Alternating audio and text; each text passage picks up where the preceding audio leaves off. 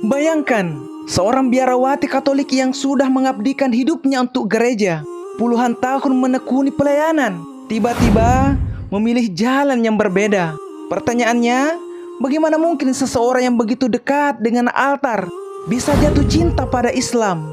Apakah ini sekadar pencarian biasa atau ada sesuatu yang lebih besar di baliknya? Inilah kisah mengejutkan dari Irena Handono, mantan biarawati Katolik yang akhirnya memeluk Islam. Latar belakang Irena Handono. Bayangkan, seorang gadis muda yang sejak kecil tumbuh di tengah keluarga Katolik taat. Dari pagi hingga malam, doa-doa yang selalu terucap di bibir orang tuanya. Hidupnya tak jauh dari gereja, pelayanan, dan kegiatan rohani. Gadis itu bernama Irena Handono. Tidak banyak yang menyangka bahwa suatu hari kelak, jalan hidupnya akan berbelok tajam hingga membuat banyak orang terperangah. Sejak kecil, Irena dikenal sebagai pribadi yang rajin dan penuh dedikasi. Setiap minggu, ia menjadi bagian dari paduan suara gereja. Setiap kali ada kegiatan sosial, ia selalu terlibat dengan semangat. Orang-orang di sekitarnya melihat sebagai sosok yang patut dibanggakan. Seorang anak yang setia, berbakti, dan begitu religius. Tidak heran bila banyak orang tua Katolik menjadikan dirinya teladan untuk anak-anak mereka. Ketika remaja, ketertarikannya pada dunia rohani semakin dalam. Ia mulai menekuni bacaan kitab suci, mempelajari sejarah para santo dan santa, serta menaruh minat pada filsafat iman. Dari sanalah muncul satu keinginan besar, mengabdikan diri sepenuhnya untuk Tuhan. Maka pilihan yang ia ambil bukanlah kehidupan duniawi biasa, melainkan kehidupan yang penuh pengorbanan menjadi seorang biarawati. Menjadi biarawati bukanlah jalan yang mudah. Ada syarat disiplin yang ketat, ada sumpah yang harus dijaga, dan ada pengorbanan besar yang harus dipikul. Irena dengan sepenuh hati menerimanya. Ia percaya panggilan hidupnya memang untuk mengabdi di jalan itu. Hari-harinya kemudian diisi dengan doa, pelayanan sosial, mengajar, serta bimbingan rohani bagi umat. Hidupnya sederhana, tetapi penuh arti. Namun di balik kesibukan itu, ada sesuatu yang perlahan-lahan mengusik hatinya. Sebagai biarawati, Irena memiliki akses luas pada literatur rohani, termasuk kitab-kitab perbandingan agama. Disitulah ia mulai membaca tentang keyakinan lain, termasuk Islam. Awalnya hanya sekedar ingin tahu, tetapi semakin ia membaca, semakin muncul pertanyaan-pertanyaan yang mengganggu pikirannya. Misalnya, tentang konsep ketuhanan. Ia mulai bertanya dalam hati, mengapa ada begitu banyak penafsiran tentang siapa Tuhan sebenarnya? Mengapa Yesus dipandang sebagai Tuhan sekaligus manusia? Bagaimana mungkin konsep yang rumit ini bisa dipahami semua orang? Pertanyaan itu tidak selalu ia utarakan, tetapi diam-diam terus tumbuh dalam pikirannya. Pertanyaan-pertanyaan ini membuat Irena semakin serius mempelajari kitab sucinya sendiri, berharap ada jawaban yang bisa menenangkan hatinya.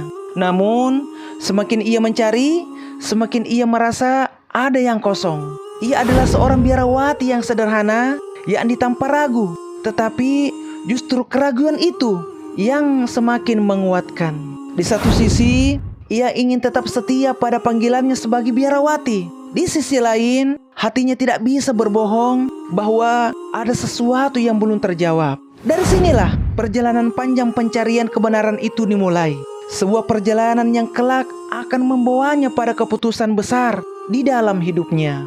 Dan pertanyaannya sekarang adalah, apakah seorang biarawati yang sudah berjanji seumur hidup bisa meninggalkan jalan yang telah dipilihnya? Ataukah keraguan itu hanyalah ujian iman yang harus ia lewati? Pergulatan batin dan titik balik. Ketika sudah menjadi biarawati, Irena menjalani hidup yang begitu teratur. Hari-harinya diwarnai dengan doa panjang, pelayanan kepada umat, dan kesetiaan pada sumpah yang pernah ia ikrarkan. Dari luar, hidupnya tampak begitu tenang, bahkan suci. Namun di balik ketenangan itu, hatinya justru mulai diliputi guncangan. Setiap kali ia membaca kitab suci, selalu ada bagian yang membuatnya berpikir lebih dalam. Ia bertanya, apakah benar manusia bisa menjadi Tuhan? Apakah mungkin Tuhan yang Maha Kuasa rela turun menjadi manusia yang terbatas? Pertanyaan itu terus menggema dalam pikirannya. Dan semakin ia berusaha menutupinya, semakin keras suara itu terdengar. Irena kemudian banyak berdiskusi dengan rekan-rekan biarawati dan rohaniawan yang lain. Namun jawabannya yang ia terima seringkali tidak memuaskan. Ada yang menjawab dengan dogma. Ada yang mengatakan itu adalah misteri iman yang tidak boleh dipertanyakan. Tetapi bagi Irena, pertanyaan itu bukan sekedar rasa ingin tahu. Itu adalah kerinduan terdalam mencari kebenaran. Dalam kegelisahan, ia mulai membuka literatur lain, termasuk buku-buku tentang perbandingan agama. Ia membaca sejarah Nabi Muhammad SAW.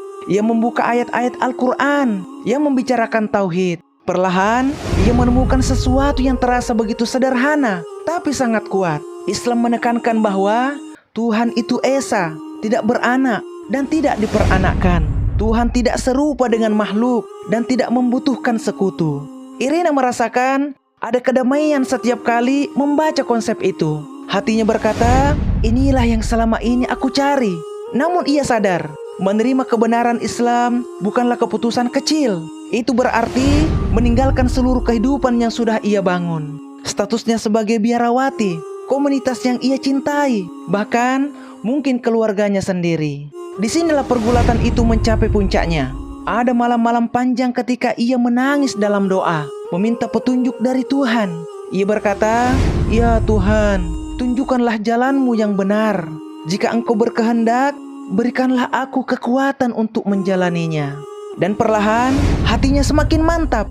Ia mulai bergaul dengan beberapa teman muslim, belajar lebih banyak tentang Islam, bahkan ikut menghadiri kajian. Dari situlah, ia menemukan bahwa Islam tidak hanya berbicara tentang ritual, tetapi juga tentang keadilan, kasih sayang, dan ketundukan total pada Allah.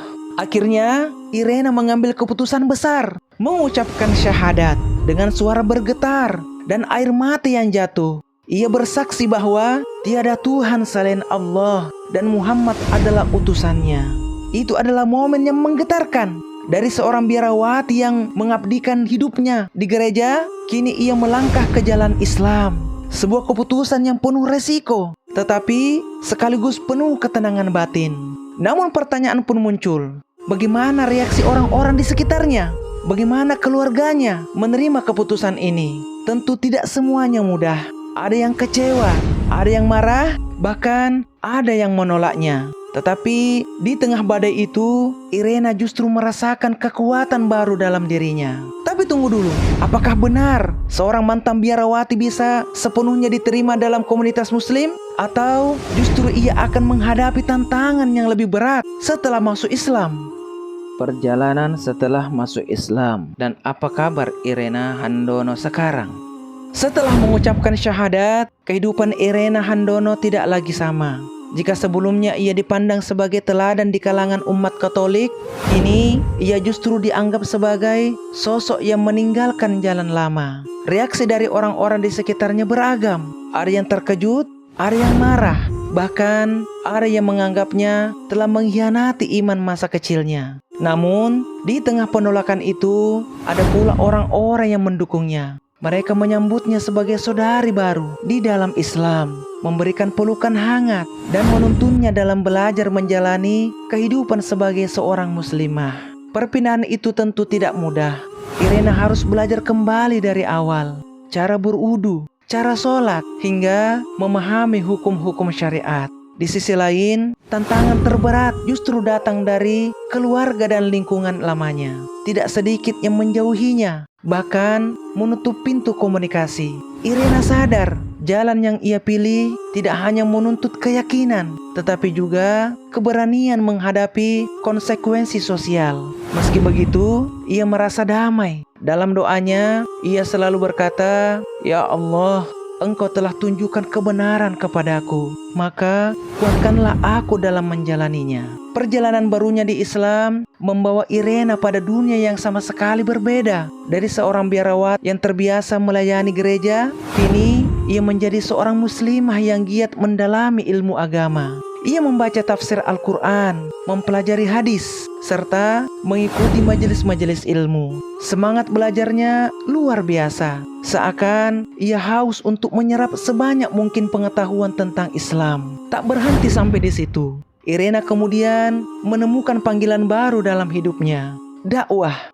Ia mulai menulis buku, memberikan ceramah, dan tampil di berbagai forum untuk berbicara tentang Islam, terutama mengenai perbandingan agama. Kehidupan imannya sebagai biarawati membuatnya paham betul bagaimana pola pikir yang ada di kalangan non-muslim. Dengan latar belakang itu, ia bisa menjelaskan Islam dengan cara yang menyentuh, logis, dan mudah dipahami. Ketika kisah perjalanannya menjadi inspirasi bagi banyak orang, banyak yang merasa kagum dengan keberaniannya meninggalkan kenyamanan masa lalu demi mencari kebenaran. Ada pula yang semakin yakin pada Islam setelah mendengar kisah dan penjelasannya. Namun, tentu tidak semua orang yang senang. Kritik dan tantangan tetap datang, bahkan kadang dalam bentuk yang keras.